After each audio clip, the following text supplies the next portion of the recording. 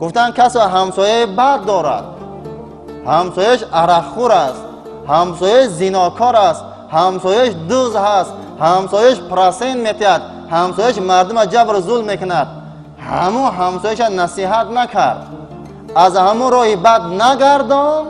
اگر این همسایه خوبم باشد در گناه انما همسایه بد 50 و 50 گفت برابر تقسیم میشه. همسایه داری عرق میخورد، همسایه داری زنا میکند، تو نصیحت نکردی، گوری من جدا و گوری او جدا گفتی، تو در قبر من نمیدروی گفتی، اگر که من گپ زنم این من خفه میکند گفتی، اگر که من اینا گپ زنم من مولای محله اینا نصیحت کنم ردی معرکه میشم دیگه، در معرکهش من خبر نمیکند، من از 50 20 میمونم. نصیحت نکردی انا همو رفت زنا کرد 100 کیلو گناه گرفت، در گردن تو 50 کیلوش نایستگی.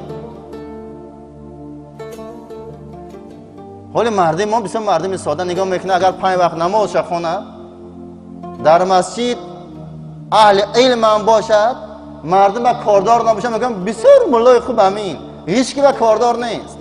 وای مولا بدترین مولا نه مولا هست. به طرفی این به شرفی برادران عزیز. اگر بینی که نابینا بچه است، اگر خاموش بینیشینی گناه است. نگاه کرده که آدم کور در رب چاه آمد است و در چاه میغلطد، تو من نکرده همون مرد، گویا که تو نمونه کشته، روز قیامت در خون انموت جوابگری. نگاه میکنی که بنده های خدا گناه میکنن، تو من نکردی، تو بدترین انسانی.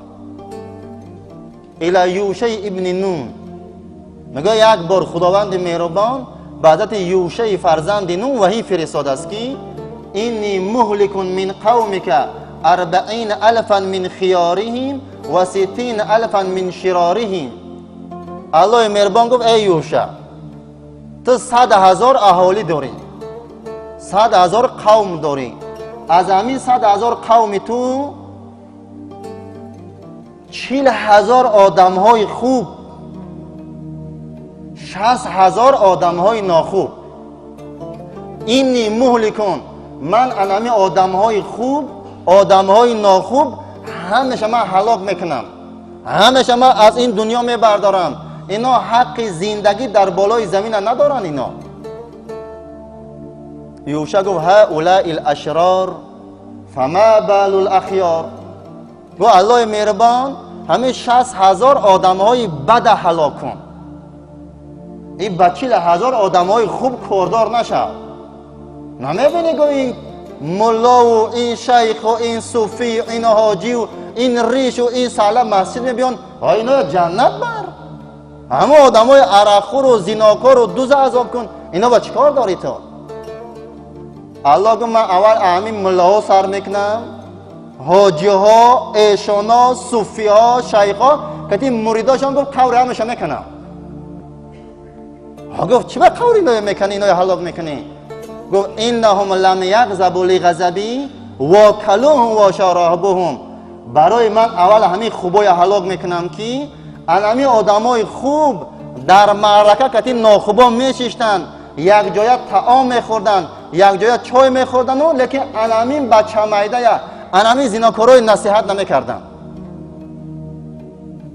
با خاطر میدانی و مردم نصیحت نمیکنی، اول خداوند توی عذاب میکند، بعدا قومت عذاب میکند.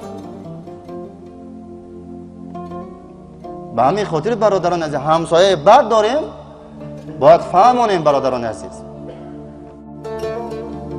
مالک دینار خدا رحمت و مغفرت کند میگوید که مالک دینار مکتوب فی تورات، مالک دینار در زمان خودش تورات خوانده بود است. در تورات من خواندم، در تورات نویسه بود است که من کان له جار یعمل بالمعاصی فلم ینهه فهو شریکه.